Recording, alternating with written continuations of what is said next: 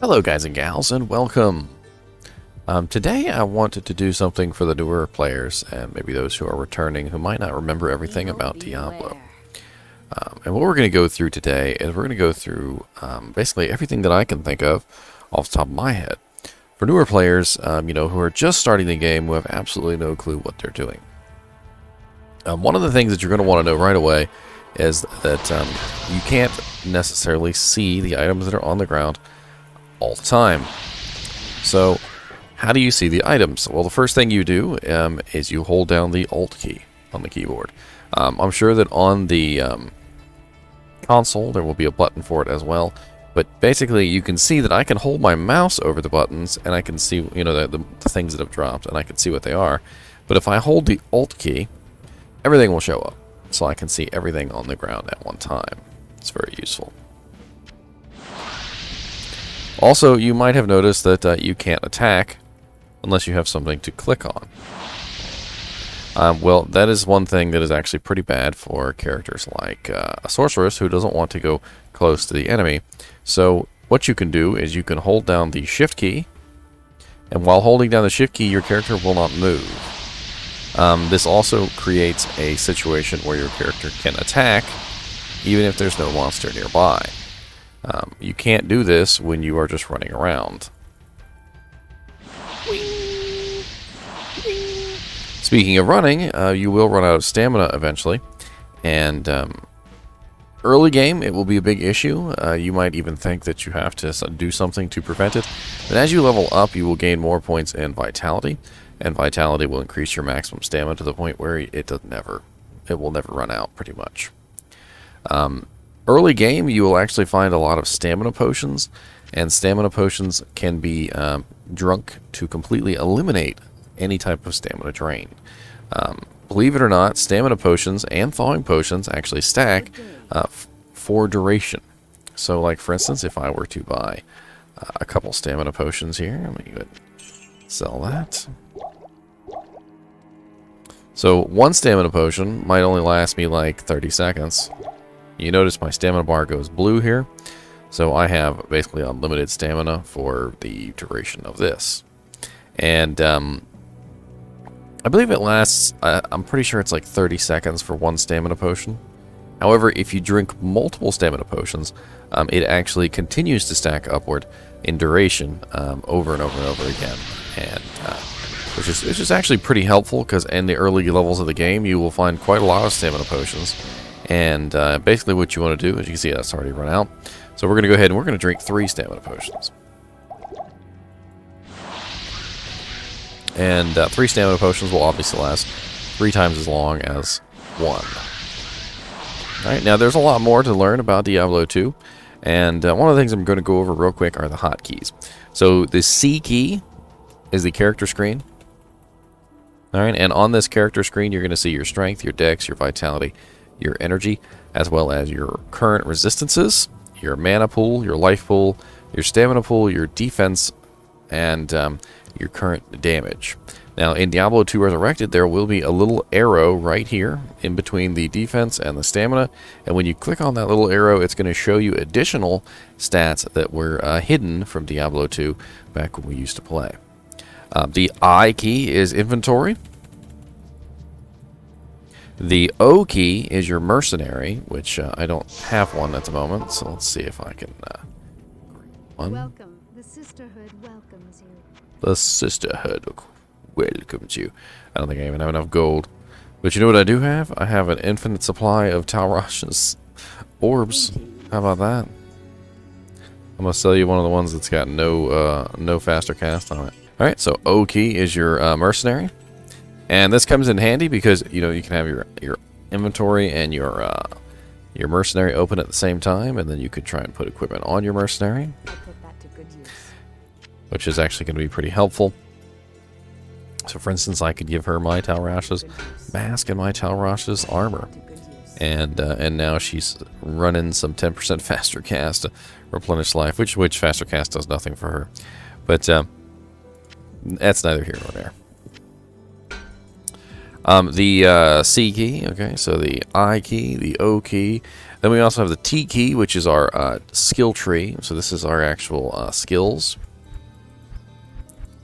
Then we also have the P key, which you're not going to use in single player, but if you are in multiplayer, when you hop on to a character in multiplayer and you join a game, the P key is going to be where you see all your teammates or your potential teammates, where you accept an invite or not. And then you can also go here to look at the place that they're currently at. So for instance, these people are in the Chaos Sanctuary, and their class as well as their name, so it's very interesting there. You can also go here to stop this player from hearing you, and you can also squelch players here. So, you know, if you had a player in particular that you didn't want to talk to, you could just squelch them completely, and then you wouldn't hear or see anything that they have to say. Another online-only one is M, which is your viewing the message log. So as you can see here, it shows that I've been invited. It will also show when people chat.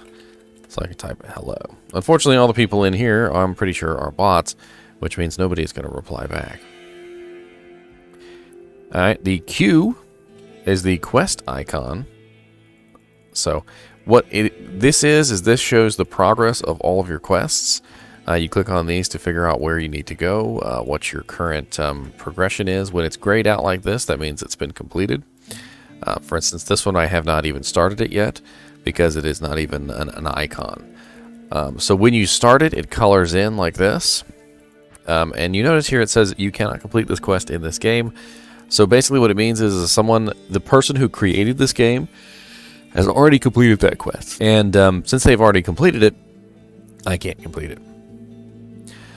We also have the show belt button, which is the tilde. So you know you have 09876543321, and then that's the tilde in the top left. So the tilde will bring up your belt and will hold your belt open so that you can see all of your potions. That does work in Diablo II Resurrected as well. I've seen it tested.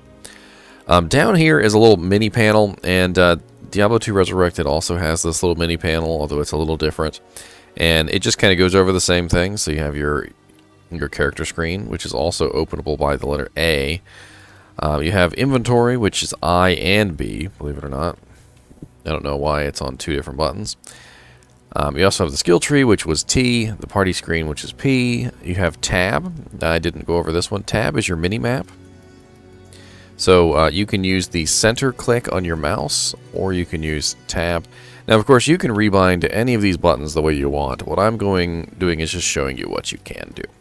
Now, the mini-map is great because you can actually look around on the mini-map, which is pretty cool. And if you need to recenter the mini-map, you just press F9. So say you're like way off, you know, you're looking way over here on the screen, you got no clue where you are, you press F9, it will center you back on the mini-map.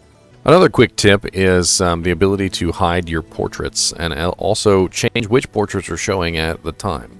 So when you're online and you're playing with other people, you may be in a group of 8. You may have all these portraits lined up over the top of your screen, and you might be asking what I'm talking about, but I'm talking about these right here. So these are your portraits. So you got your mercenary, you got your little minions, and when you're online, you have the portrait of every single player in the game.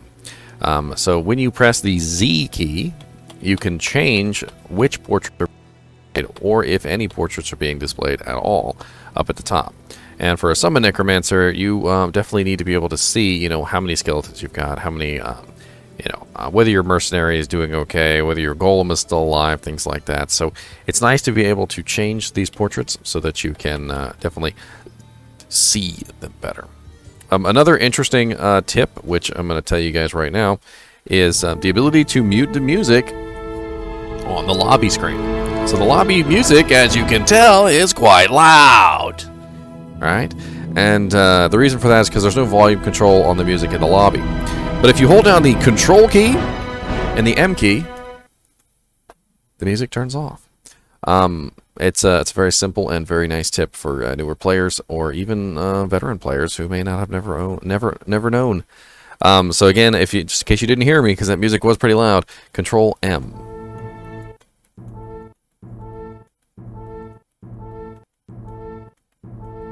Now, at any time, if you have multiple windows open, you can press this button to close them.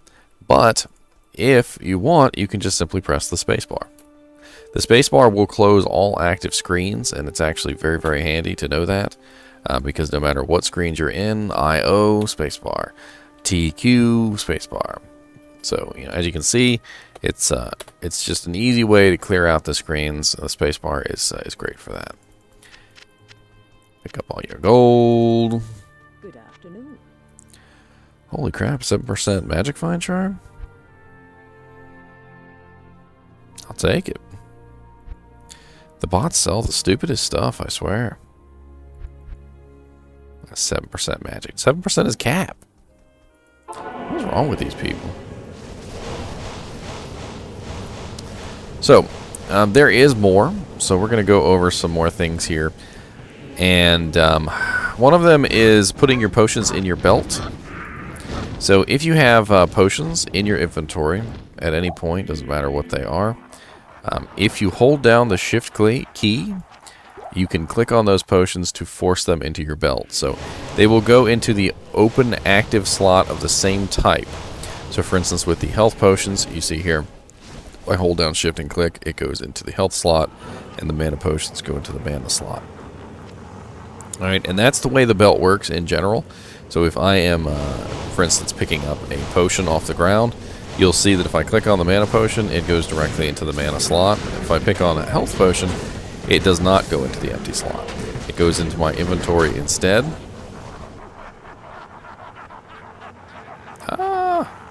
Click on potion. There's so many potions.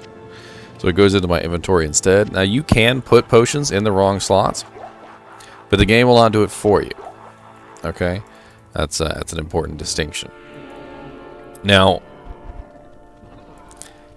you can also buy multiple potions, and you can also buy multiple scrolls of town portals and tomes of town portal. So we're going to go over that as well. So early on in the game, these are actually going to be pretty expensive, but hopefully at some point you will manage to get yourself enough money to buy a Tome of Town Portal and a Tome of Identify. So what these are is these are books that hold the scrolls. So right now I'm going to sell these, and I just want to show you. So if you don't have a Tome of Town Portal or a Tome of Identify, you're going to have to hold each scroll individually, which is pretty crazy. Alright, so we don't want to do that. We don't want to hold the scrolls individually, because that would be very silly. We want to buy a book. So here's the Tome of Town Portal, and here's the Tome of Identify. Now you'll see that the Tome of Identify only has one scroll in it, and the Tome of Town Portal has one scroll. Well, if you right-click on the Tome of Town Portal, you'll only buy one scroll. But if you hold the shift click down, the shift button down, and then you right-click, you will fill the Tome of Town Portal completely. Same thing with the Tome of Identify. You see that it has one scroll in it, and you right-click, and bam, we've got a full tome. And this also applies to the keys. We have a full stack of keys, as opposed to one key, or rather, whatever quantity that she sells, which is 5. So we, instead of getting a 5 stack of keys, we right-click, shift right-click, and we get a full stack of keys. This also applies to potions. So for instance, you see I have an empty belt here, which, by the way, you just noticed I can take off my belt and put it back on to empty my belt. So that's another kind of a tricky way to empty your inventory. So I can hold the shift key down and right-click on the health potions, and it will fill up my belt, as you can see, but it will only fill up the health potion slots. Same thing with the mana potions. As you can see, I can fill up all those slots. So very interesting there. Same thing applies to the Horadric Cube. So same way I can take off my belt to remove the potions, I can also drop my Horadric Cube. So for instance, you see here I have a Harmony Bow, I have a Jewel, I've got an Amulet, and some jewels in here. Well, if I throw my Horadric Cube on the ground, all the items in the Horadric Cube will appear inside my inventory. It's a very handy way to basically empty out your inventory of the Horadric Cube. The Horadric Cube is also a very interesting thing for new players because this is actually a very, very useful tool for transmuting objects. You can do very simple transmutations, and you can also do very complex transmutations.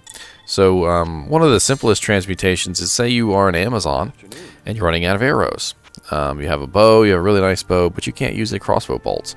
But for some reason, crossbow bolts seem to be all that's dropping, right? So what are we going to do? Well, if you find bolts, you can actually transmute them into arrows. And the Horadric Cube is actually extremely useful in this way.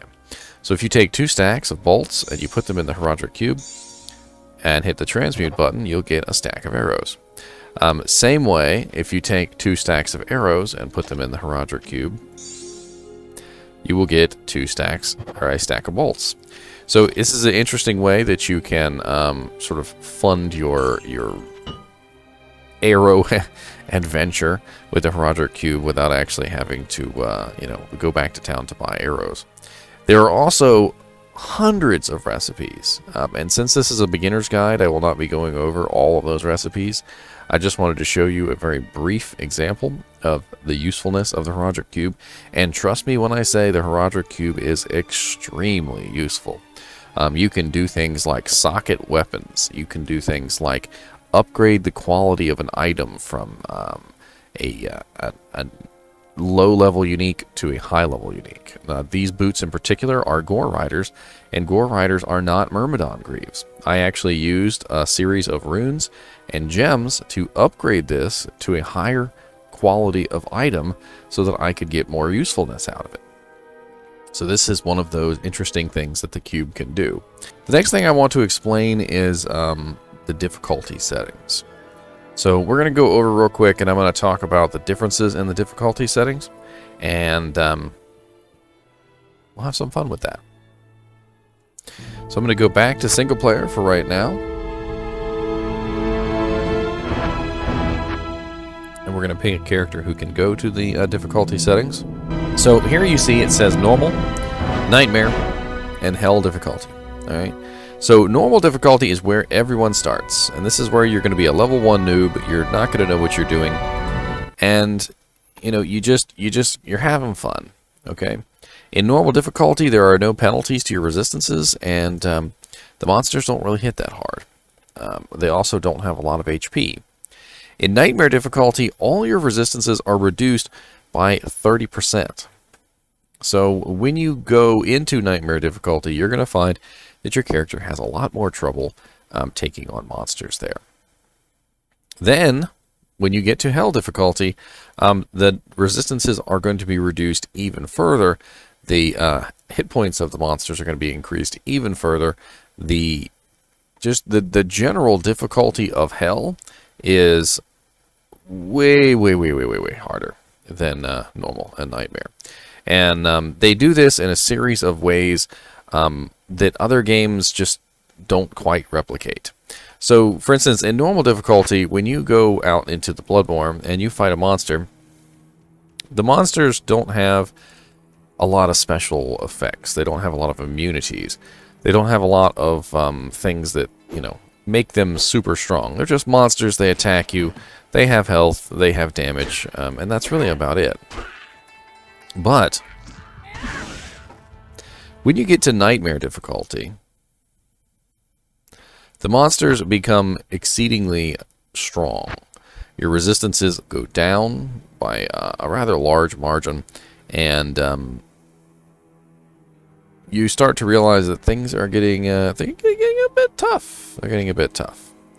So let me show you here real quick.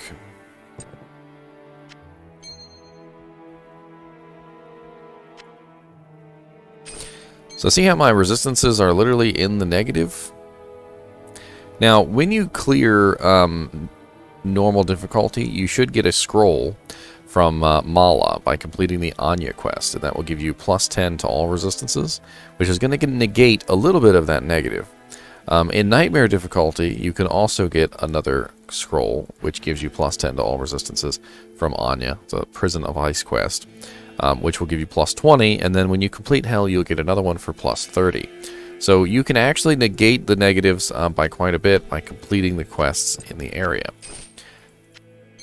However, if we go and we take a look in Hell difficulty is where things become complicated. So in Hell difficulty, it's not necessarily about just simply having enough HP or having enough defense or having enough damage. Things become complicated in other ways. Monsters gain immunities, and quite a large number of monsters are just simply always immune to certain elements.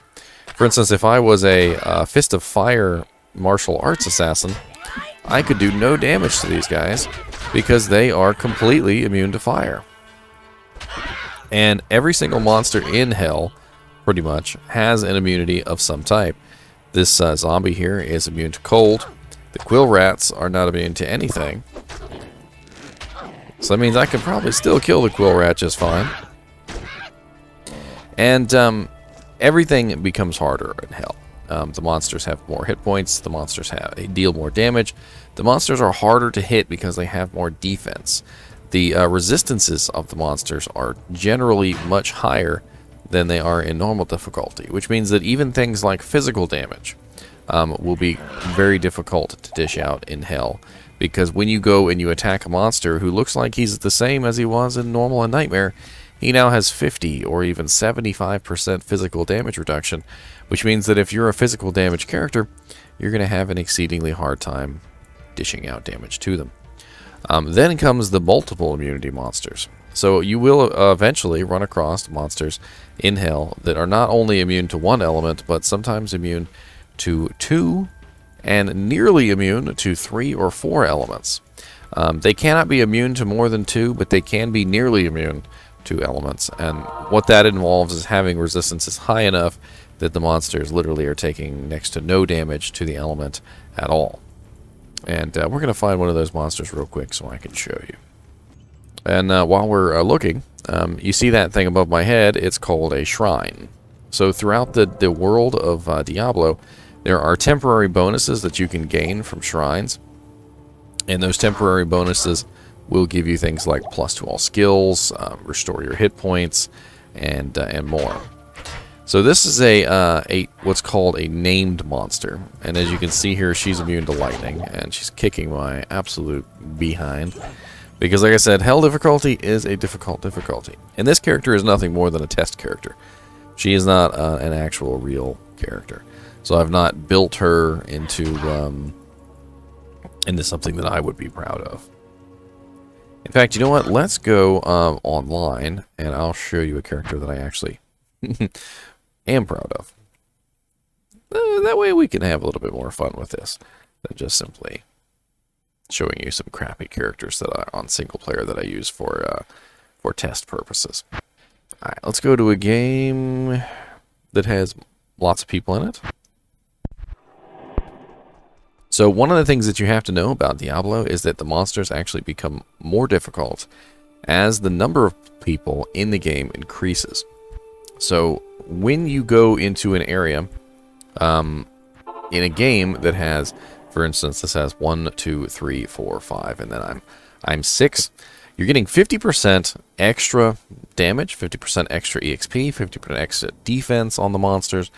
Everything becomes 50% harder, essentially, per character. So we're getting 50, 100, 250, 200, 250, and then for me, 300. So right now, because of the 6 players in the game, everything in the game is 300% harder than normal. Let's see here. I'm trying to think of a good one to show you guys. So these here are champions. And champions are generally just regular monsters that have an immensely large amount of hit points, extra damage, and they're just a lot harder to kill than normal monsters.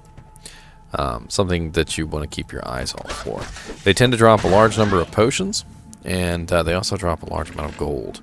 So those are actually nice to have for kills. I usually try and make sure I kill the champions whenever I see them. I always think it's fun.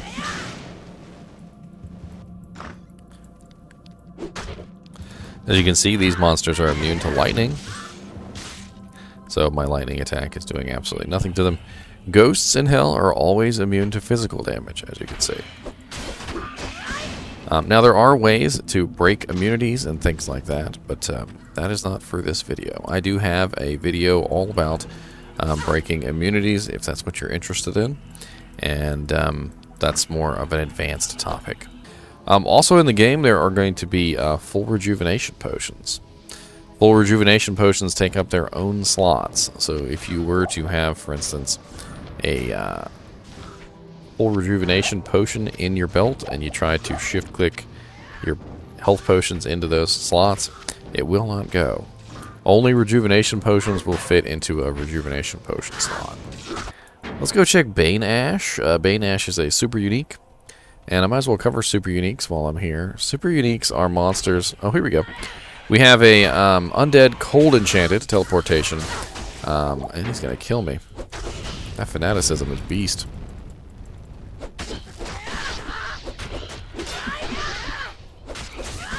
So he is immune to cold and he is immune to physical damage, which makes him very, very difficult to kill because 2 of the elements are just completely broken for him. And, ooh, I always hate fighting ghosts.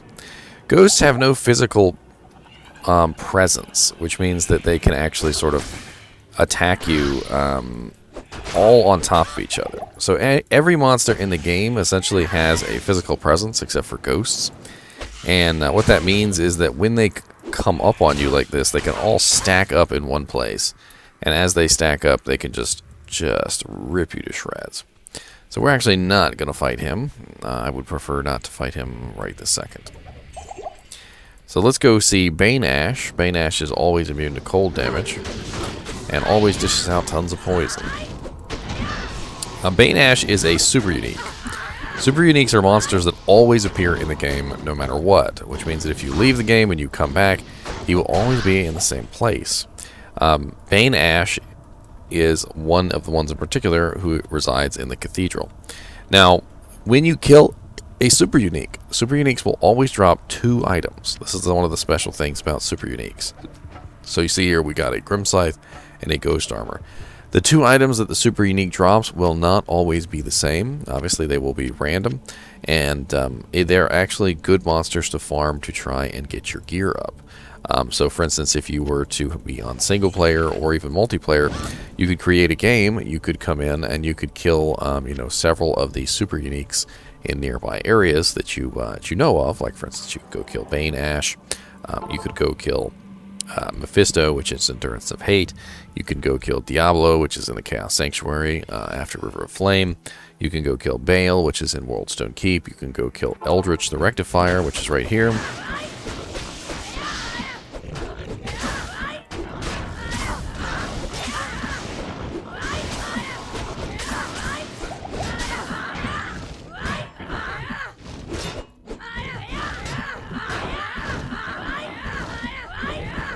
I'll just kick you all to death. How about that?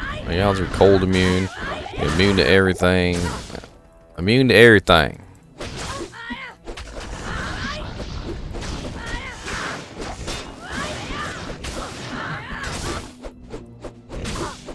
I mean, it keeps surrounding me.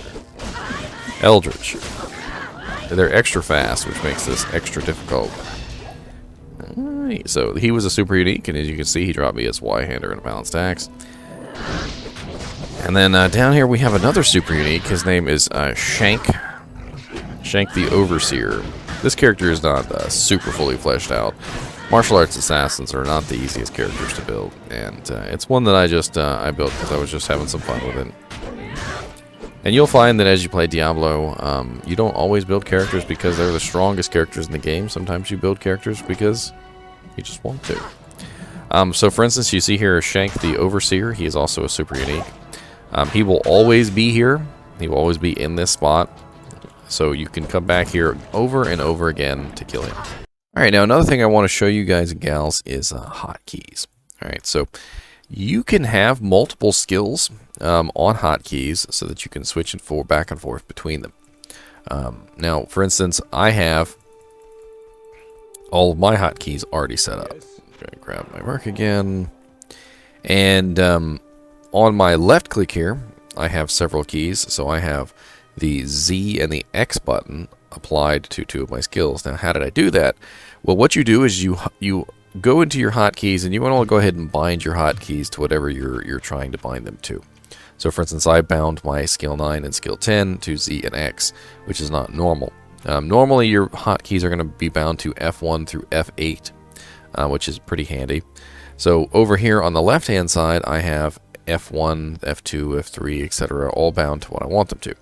So say I wanted to change one of my bindings. If I hold my mouse over the skill that I want to rebind, I can change that binding. So for instance, I have F1 is Dragon Tail. I want Claws of, let's see, Burst of Speed to be F2. So I would hold my mouse over Burst of Speed, and I would press F2, and that makes it an F2 key. I want my Dragonflight to be F3, so I'm going to put that as F3. I want F4 to be my Venom. I want F5 to be my Shadow Warrior. And yeah, that's pretty much it. I mean, I could also throw in Cloak of Shadows for F... No, not Cloak of Shadows. Where's Mind Blast? There you go. Mind Blast for F6. Alright, and then when I have all my keys bound, I can actually scroll through them. So if you look down at the bottom here, you'll see I have Dragon Tail currently up. And if I use my scroll wheel, I can scroll between all the keys that I have bound. So very, very useful there.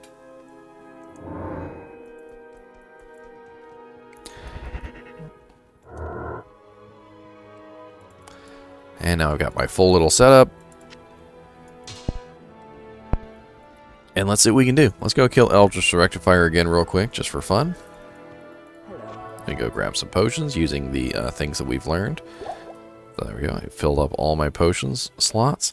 But I didn't necessarily want to fill them all up with health potions. So let me switch out some of these. And we're going to buy some mana potions too.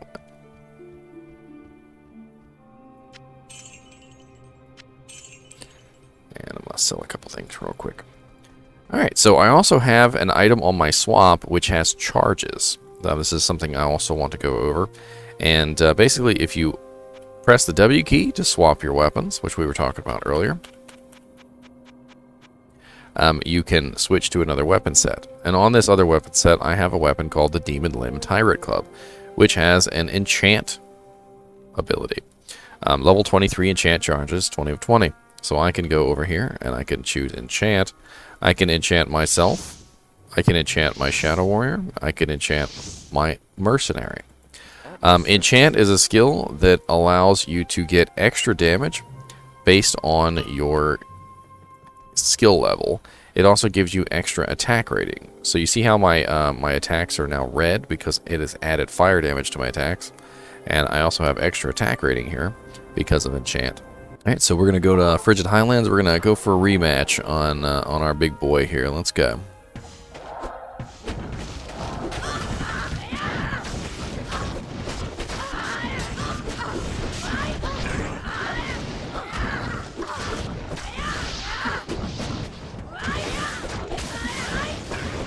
And these guys are immune to lightning, so I'm going to switch to cold. And a little bit of fire. This guy has teleportation enchantment. I'm going to see if we can hold him in place.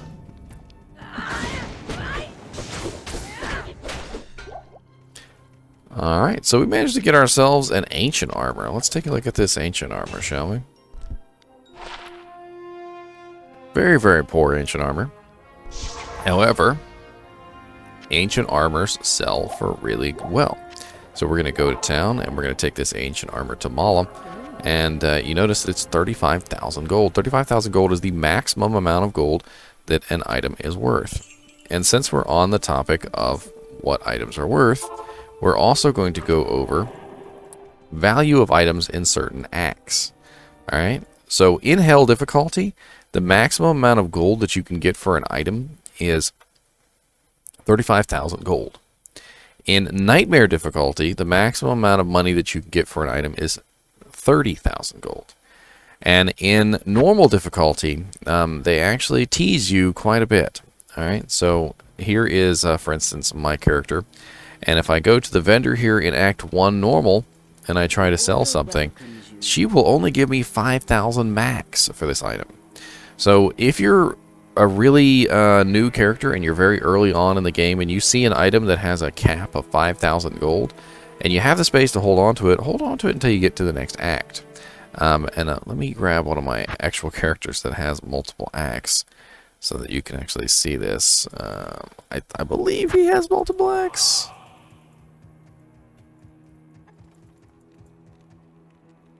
Oh, he's got 2 acts. Well, thank you. So he doesn't even have Loot Go Lane? How does he not? This is a hacked character. My apologies. My apologies. That's a little silly. Let me grab one of my actual characters that I was playing earlier. Let's see. Hollow the Necromancer. Yes, that'll work great.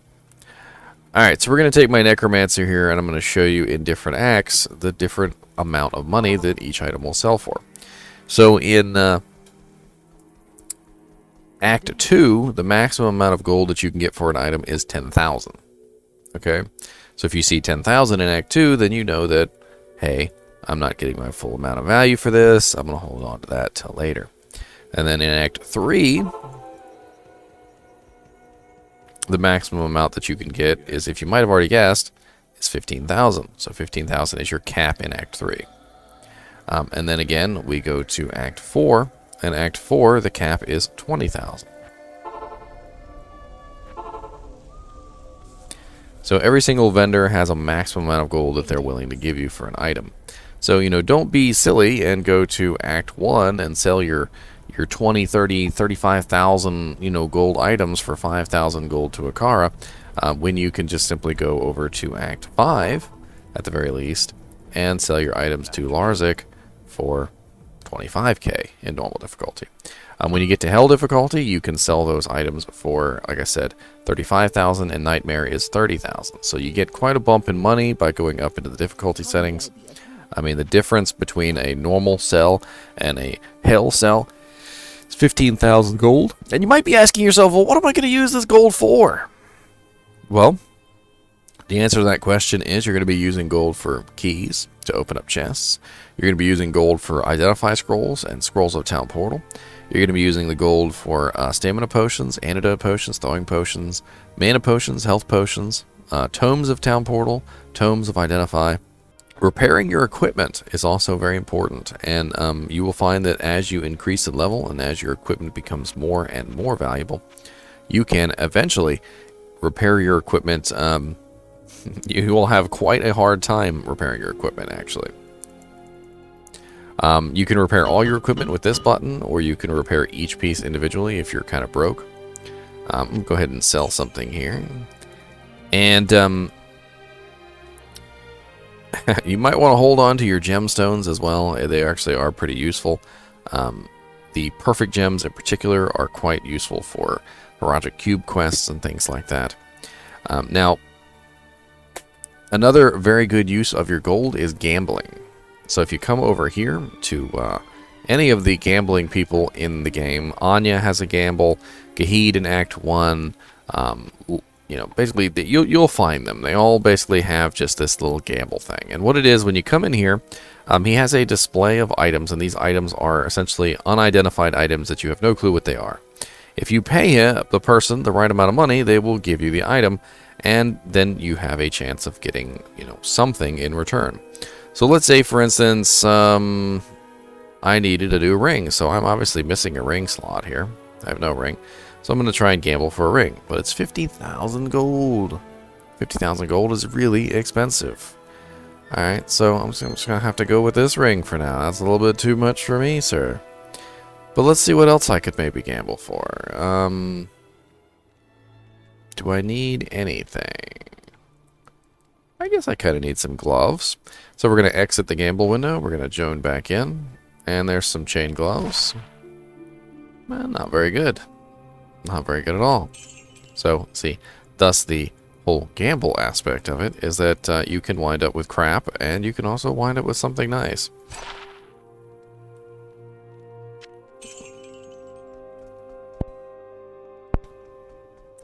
Now, there are 2 quests that you're going to get early on in the game, which I want to remind everyone not to waste. So you have a quest here from Larzik where you can add sockets to an item.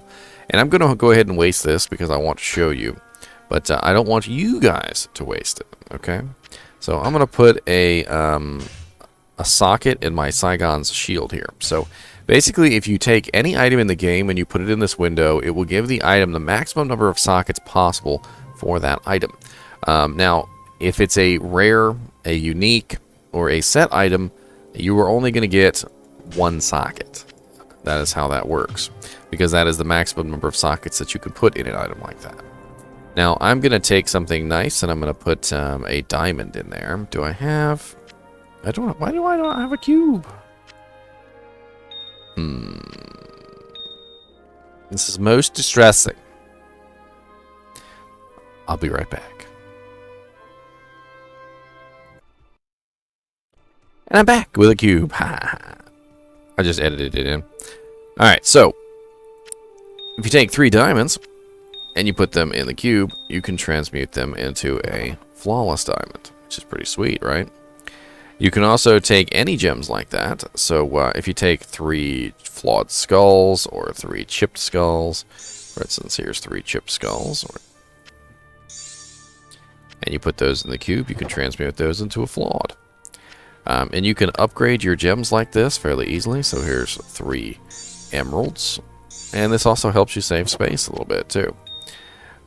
Now eventually you will get to a perfect. So if you take 3 flawless sapphires, for instance, and throw those in, you can end up with a perfect sapphire. Now, me in particular, I want a diamond, but this shield is not going to last me forever, so I'm not super worried about this.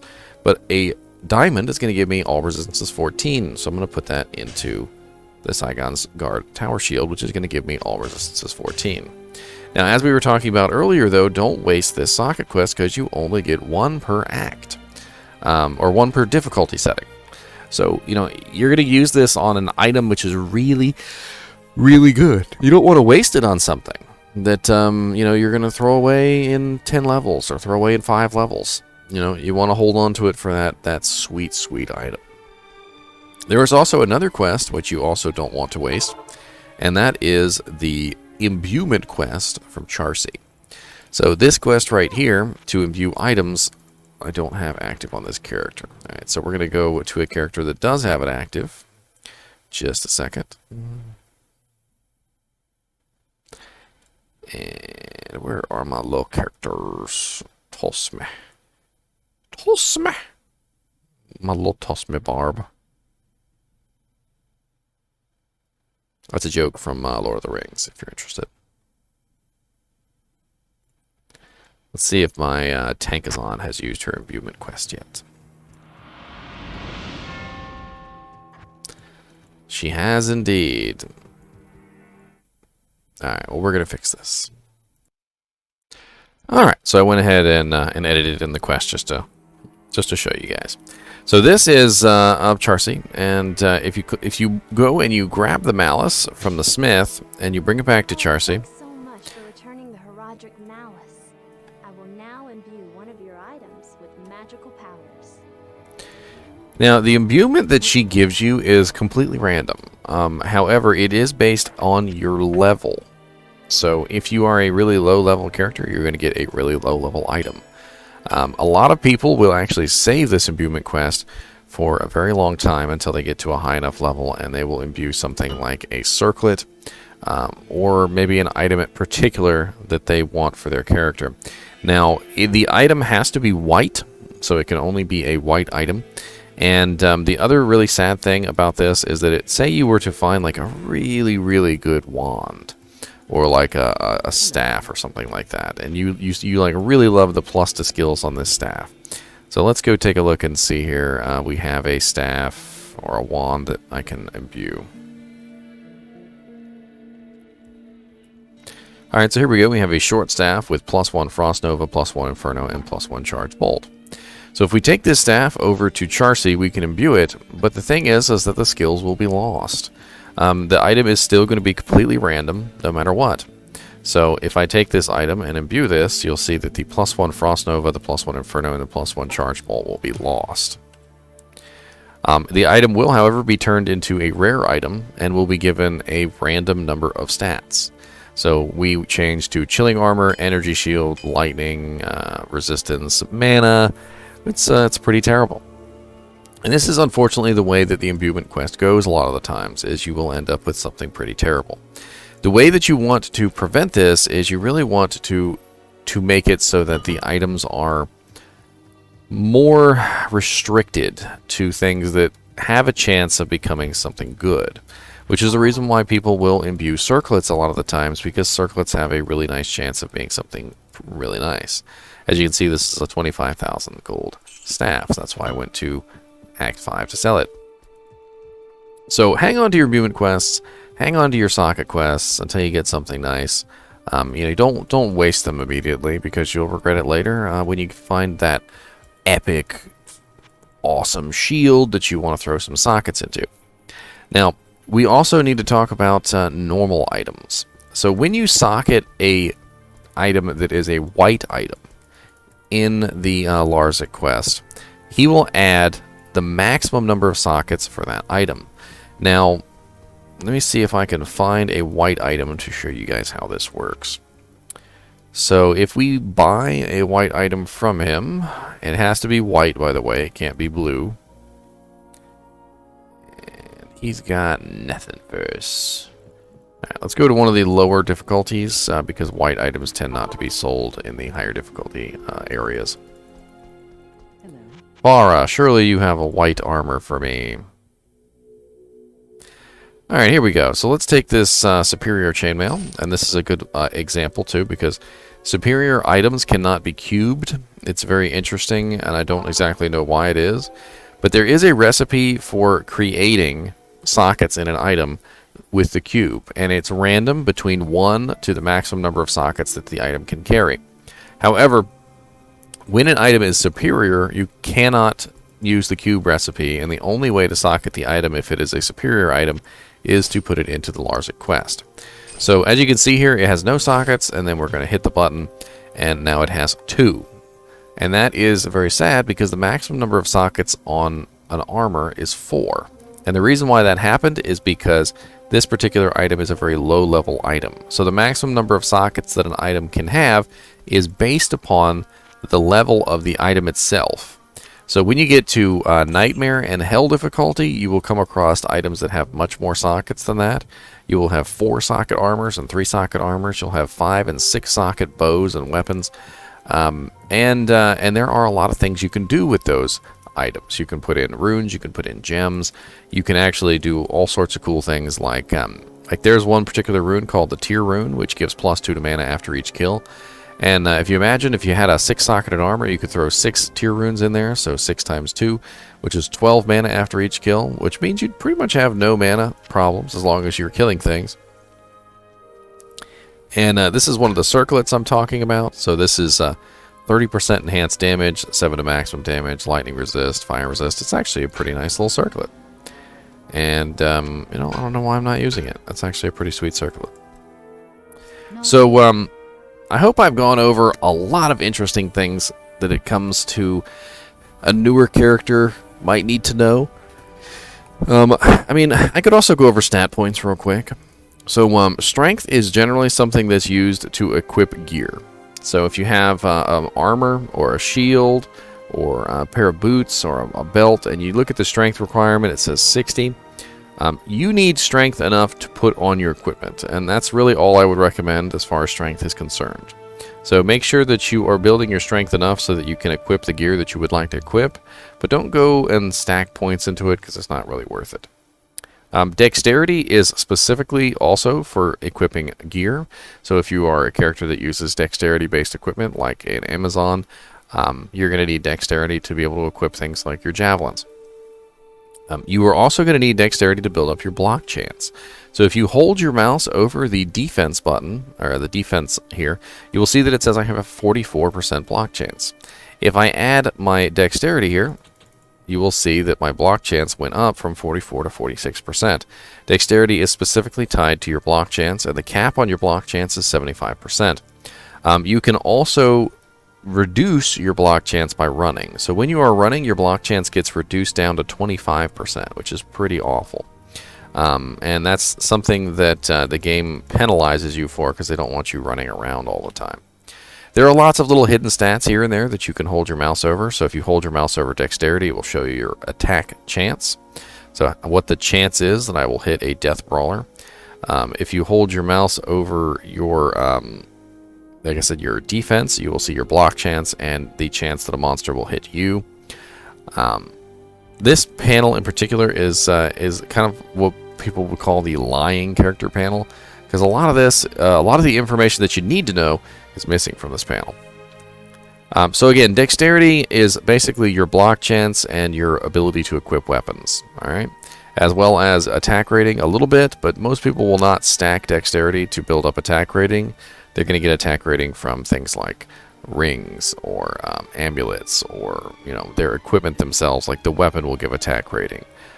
Their skills will give attack rating. So generally you try not to build dexterity just to beef up your attack rating.